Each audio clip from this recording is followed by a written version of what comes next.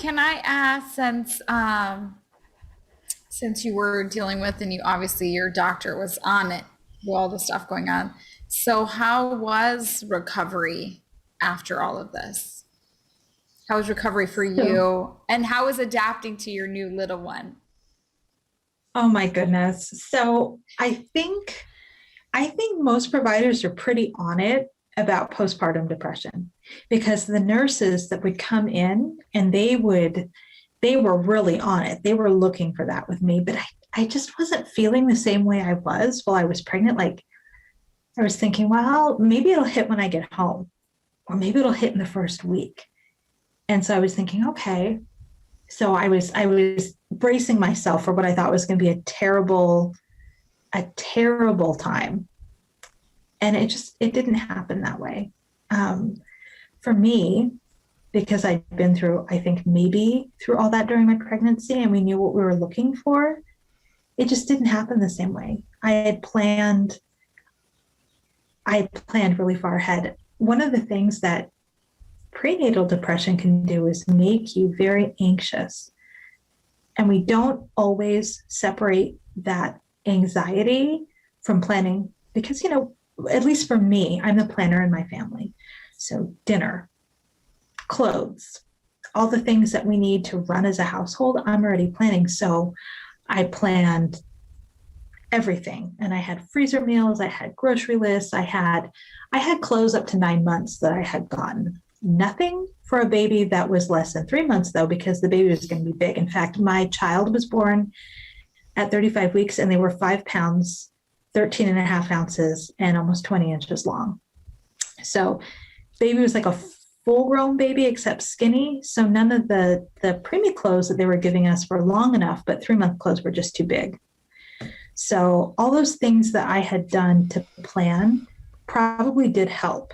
Um, but that anxiety was depression. And I think we reward anxiety in birth giving people and in people who are postpartum because we're like, you're trying to keep your baby safe, you're trying to be a good parent. And it's a very fine line. Um, so I can see now I probably did have some anxiety afterwards, but I just thought I was being a good parent. And I thought I was doing great that way. So maybe there was some of that, but we just couldn't separate it out. But otherwise, baby was okay. Baby had to go to a lot of appointments. They were preterm. And then I'd insisted on going to the lactation consultant. And for the most part, this lactation consultant was pretty balanced. The only thing I noticed was there was some woo where she'd be like, oh, just get in the bathtub and soak and hold your baby. And that sounded unsafe to me. You're drowsy, you're getting into a warm tub, and then you're putting a newborn in and you're holding it. Sounds like baby's going to fall into the water or something. I don't know. Like, I didn't want to go there because I could just imagine myself creating a very unsafe situation. So I kind of tuned that out. It did end up for us to be easier for my partner to help me. That baby ended up being mostly formula fed, and that really was fine because I look at my kid now and I can't tell how they eat. All I know is they won't eat anything but a chicken nugget. But I you couldn't tell how they were fed first few weeks. So in the long run, that was what was best for our family. And I'm glad that we did that. And I didn't put a lot of pressure on myself to be the sole food source for my child because I never would have been able to do that. And I felt very supported in that choice. Like for my mom, I did feel safe leaving my child with my mom because safe sleep has always been her thing, always. Even in the 80s when everyone had all those really unsafe sleep things that you let your kids sleep in, she was never like that with us. And so she was happy that my child was formula fed because it meant she could feed baby a bottle or grandpa could give baby a bottle and I could go with my partner and we could have some time that we needed to regroup and be together. And that was a really important part of my recovery and my transition into being a parent, and also for my partner to be a parent, that we could still have time together because you hear about all the ways that bringing another family member in is going to change things, and it is true. But like everything else, you're going to have to make a schedule, and you have to make the time to be together, so you don't lose that. Because things did change drastically for us after that, and we're still recovering, and it's been 7.5 years, so it was just different for me with my pain and my tailbone the way it was. I needed to see a pelvic floor therapist, and that can be really traumatizing too. One of my friends who had given birth and was much more injured than I was had to see this therapist, and she had suggested this particular one because they were close to home, and she felt like, because it's very embarrassing to have to talk about those things, and the other things that can go with having a postpartum body, like you may be leaky, you may not, you don't feel like yourself, and you may feel numb, you may feel all kinds of things you didn't realize are a result of giving birth. So having a provider you can talk to who's not going to use cutesy words or be like, oh, that's normal. It's not normal. It deserves treatment too. So that's what I was looking for in a provider, and I got that. And actually, I didn't have to visit that therapist for a long time because they were able to help me and find ways to help myself. And I don't think a lot of people know that's a thing. This is actually a provider who specializes in that kind of treatment and who can help you. So I know it's more common like in France after people give birth, or after they've been pregnant and give birth, that they automatically would see a pelvic floor therapist for like 10 sessions or whatever. So I didn't see the therapist for that many sessions, but up to 10, that's actually considered pretty normal. So that was part of my recovery. And just, man, it is hard to be yourself when you're trying to figure out how this new little person fits into your family. I still don't feel like I did before, but I suppose that's pretty normal. My interests have changed. I can say, though, that your interests might change, but your talents are always there. And sometimes you just learn to take those talents and put them into whatever it is you're doing with your child. Something that I've always liked to do is volunteer. I've always liked to be very active and plan. And I found that having a child in school, even with school being virtual, I could still do those things. I'm still good at them. I'm just using my skills in a different way. But yeah, you do find out who your friends are too. My friends have changed.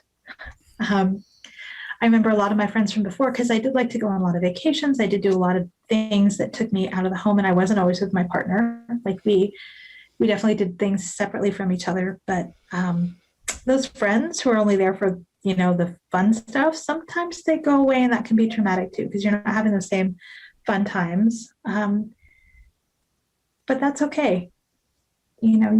Sometimes you need to make that transition because it's just who you are now. And if you don't have friends that can support who you are now, it's not about you. It's about them. And if they don't want to hear about your kid, that's okay too. You just have to be with the people who do want to hear about your child and the things that they do. But that was hard too, not being able to share that with my friends that I'd had before. Oh, my kid's walking, or they said this, or they slept through the night. And I had someone tell me, oh, well, you just have an easy baby. Like, what? No, I don't. Or just, even as you go on and you're a parent and you're noticing things about your child, mine did not talk for a long time. So we ended up doing things like early intervention and speech therapy. And we did occupational therapy because my kids kind of hit their milestones in a different way, a little, probably not as fast as your typical kid. So that was hard for me because I didn't have a typical kid. And so I was going at the rate they were going. And that was hard for people to see. They wanted to give suggestions about how I could get my child on a more typical timeline and developmentally, and it just wasn't going to happen. You can't. I remember for my child, talking was really hard, and he would get so frustrated. And he was almost 3, and he still wasn't talking. And I would work with him the way that they taught us to, but you can't expect these huge leaps. And someone was like, just use your words, child, just use your words. No, you have to tell me. And so they were taking something away and not giving it until he could speak. And I said, that's not going to work. You know, he can't talk. So he can sign it, maybe have him sign the letters, or, you know, that was something we did a lot of sign language, and he learned his alphabet early because he had to sign stuff to me. He could tell me what letters, he could spell it with his hands, but couldn't talk. You would not know that now, though. And it's just how he developed that he's ended up being a gab machine. He talks and talks and talks, but it's taken us a lot to get to that point. And so I remember the people who didn't have the patience or the tolerance to deal with us as we were. And so that's been a big adjustment for me too. That people that love you and care about you may not be able to support you in the ways that you need. And that's a hard one to process. That's the one thing we were discussing how people deal with lost families. And one of the things that there's this weird urge to fix the situation. It's like, you're like, I'm going through this particular experience and it's difficult for me.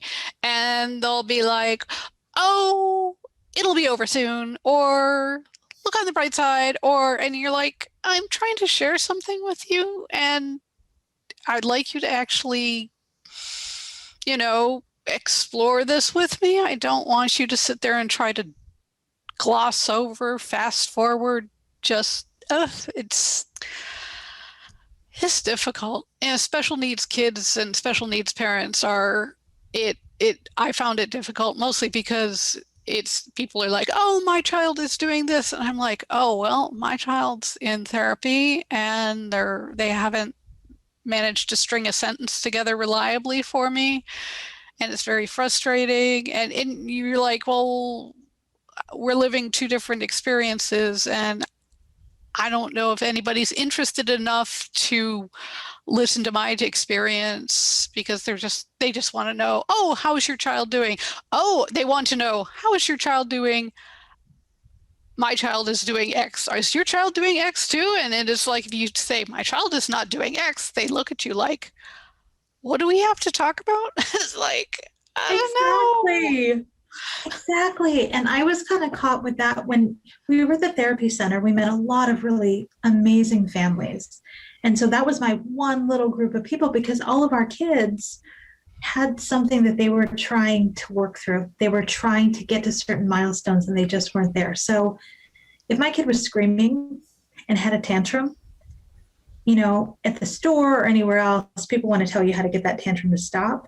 People who are in that same zone as I was, they did understand that sometimes they're just going to scream, or they're not going to be potty trained before they go to preschool, or, there was this really amazing small group. It was 50% typically developing children, and then 50% children who had needs. And I just felt like that was my only little spot that I had, but still there were some kids who had much higher needs than my child. And I had to check myself when I was talking to the parents, because my child did do a lot of things that were typical for that age, like being able to climb upstairs and certain things. And there were children who could not do that yet.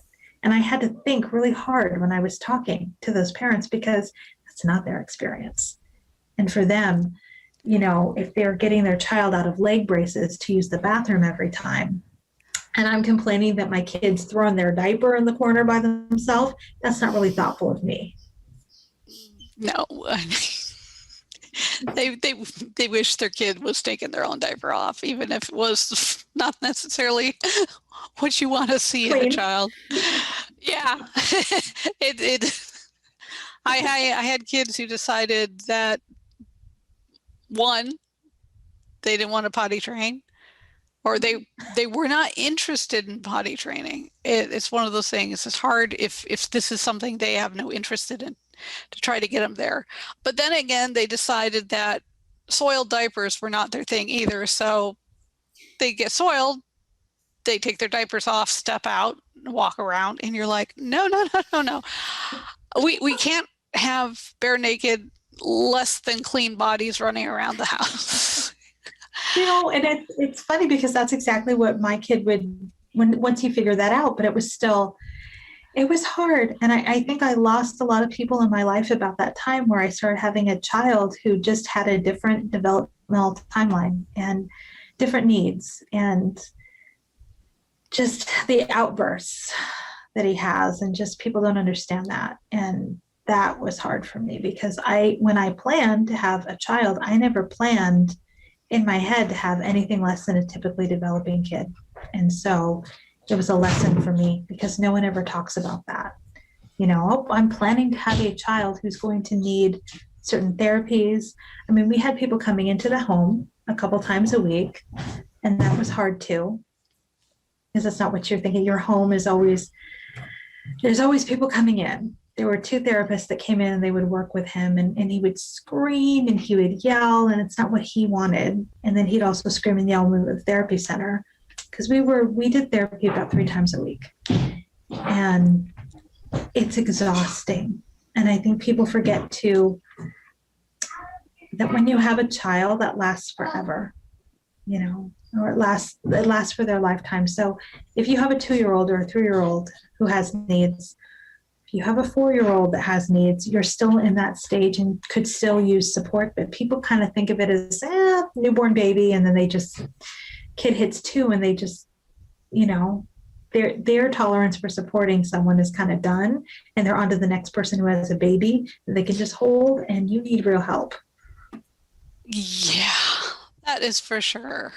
Having a child with special needs is, my family was, they didn't live locally, but they were really, really pretty good about dealing with the idiosyncrasies, the behavioral issues, except grandma did, my one son, I do not know why he did this. He only did this to grandma. So I think he did it in a way because he really was looking for her attention.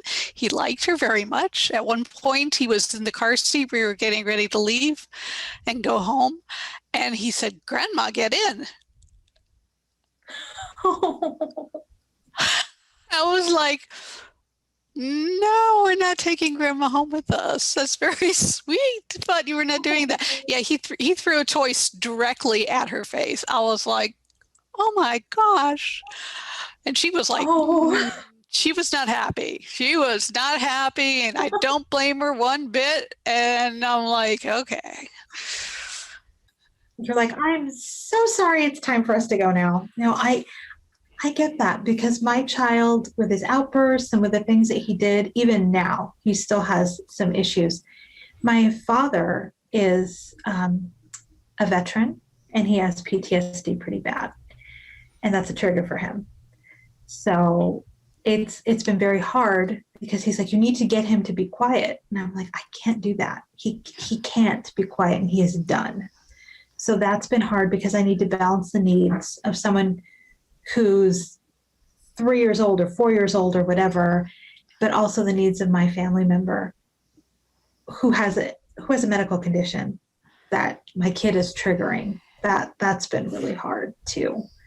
So that's another thing that people don't think about. Everyone has certain triggers, and sometimes a kid screaming, that can be a trigger, and it's not intentional. It's just what's happened. Yeah. We could go on this vein for like another 2 hours, but I know that you understand this completely. Like, even just, yeah. yeah. it's Well, although I must admit, the one thing that kind of I mean, I don't even remember it happened so early because I was dealing with special needs, was that I had my hands full dealing with the child who was like not having any of whatever while we were out grocery shopping or something. And it's like people are like, oh, people would like say stuff or give you dirty looks. I'm like, I had no time for anyone doing anything. They can look all they want and say all they want. I had my hands full taking care of the kid. So it's Yeah. like, no. You know what? That was a thing too, that people feel like they can give you advice no matter who it is.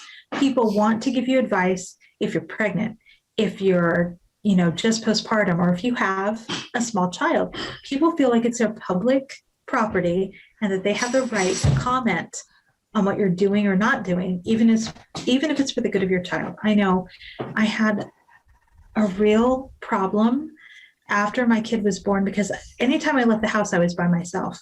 And my partner worked a lot because we had a lot of things going on. So I would have to leave the house with my beat up body and go to the store.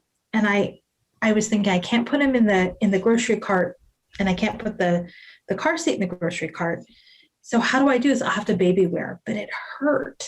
So I put the kid in there and I'd be like, okay, we're just going to do this. And it's just going to be for a little while, because I was kind of hunched over, and oh my goodness, my back hurt so bad after giving birth. I'm like, have a C-section and maybe it'll be better, but no, it's just your core. People wanted to give me all kinds of advice, but I think the best thing I heard when my child was 2 and they were in a cart and they were having a fit, there was an older gentleman who was hearing all this. And everyone was like, you should go. You should go. This guy's like, you're doing great. You've got the hardest job in the world. You're doing great. And he just passed me on his motorized scooter in the grocery store. I'm like, thank you. Because he thought I was doing just fine. And that's what I needed to hear that day. Something that was hard for me too was hearing people, well, I just left everything at the store. If my kid was having a fit, I would just leave whatever I was doing. No, I just spent like 2 hours getting him to put clothes on and getting me ready. I'm not leaving until I have what we need because I don't know when I'll be able to get out of the house again. Oh, I mean, I have actually left, but that's when things have gone completely foobar and there is no coming back. Kid, right? Like not with like a 9-month-old who's crying or like or even Gabe spent 10 minutes hollering at the top of his lungs that he wanted this toy that I told him we weren't going to get even before we got to the store, but he saw it, and then it was 10 minutes, I want blah blah blah at the top of his lungs for 10 minutes. I pushed him around the cart with him hollering, and then eventually he shut up. We just kept shopping. Because sometimes you can. Sometimes you can get through that stage. I went all over the store with mine screaming. He's like, no! I'm like, yes, and just kept going. Rice and milk and eggs in the cart. I'm like, oh no, we're shopping. Because it's been a week since I've grocery shopped. And if we go home without food, you're not going to have anything. So I think he was 2 at that point. But people want to tell you, oh, I'll just go. And I'm like, I'll go if I want to go, but not as a matter of course. So I know this is like way past birth, but for me, like just this whole thing is very cathartic to talk about because it does change. And once you've given birth, it does change forever. Yeah. Who's going to do your grocery shopping? There's my question. The people that think that we can just like leave because our kid's crying or something. We actually had one time, I did shopping. Obviously I lived up north, so we didn't really have much of a choice. But one time we were in like a Walmart or something, grocery shopping, and Rainbow was sleeping. And he did this and was kind of like whatever, maybe burping or did something. And he spit up down the whole back of him. And we just kept shopping. Yeah, we just like, what are you gonna do? You gotta kind of keep going. You have to get your groceries, and it's like we can't go home. We didn't bring extra clothes. We're 2 hours from the grocery store. Like, no one's gonna bring us groceries. So we had a couple more places to go, and I was like, do you want to buy a shirt? And he was like, yeah. He's like, I'm a dad. And then like literally he was walking around, and I want to say probably the coolest people are like older people or guys for some reason. Whenever anything's happening, like he had the spit up all over the place, and I had the baby carrier. I was like bouncing the baby, and guys would go by, yeah, you're doing such a good job, Dad. Yeah, like, yeah, I'm a dad too. Like it was like a badge of honor of the spit up down his whole back, whatever. No It was kidding. like the thing. I think for our neighbors, they were older and they have grandkids, but I remember because my kid would spit up all the time and they were just so sweet. He's like, he's a really good dad. And he's like always would hold whatever baby was the fussiest. But he's like, every time at church, my son would spit up on me. He's like, you're doing great. You're doing great. And I'm like, oh, thank you. Because I couldn't leave the house without just, and especially, I don't know if it's just when you baby wear, but it seems like they manage to hit you a lot more when you're wearing them. They just they know, they're like, yay. It comes out their mouth. Well, my favorite would be when, it's like someone would come over, I'd go out, they'd say, did you know? And I'd be like, oh, because I mean, sometimes it happens so often that you didn't even notice. It's true. My thing is for people who get a lot of receiving blankets, like those Muslim swaddle things, use those as your spit up racks. I'm sorry, they're going to get ugly, but they cover so much because you really can't be using a lot of blankets when you have a baby, but you can use them as spit up racks. Probably not something that grandma hand quilts for you, but just you're either that or flour sack towels because you can throw them in the wash with bleach. That's my best advice. Don't get a bunch of cute little receiving blankets. Get someone a stack of flour sack towels as their spit up rags.